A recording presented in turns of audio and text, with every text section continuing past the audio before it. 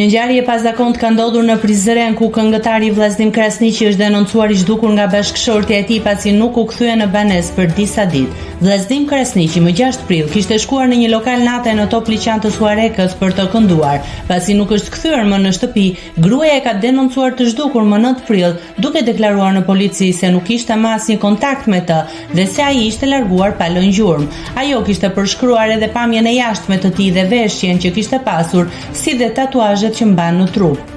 Por vetëm pak orë pas raportimit, këngëtari është paraqitur vetë në stacionin policor në Prizren, ku ka deklaruar se ishte larguar me vullnet të plot dhe se nuk dëshiron më të jetojë me bashkëshorten për shkak të problemeve që thotë se ka me të.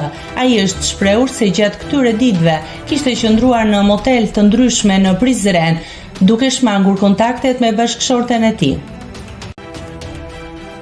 Nëse klikoni mbi butonin subscribe, do t'ju shfaqen të gjitha publikimet tona.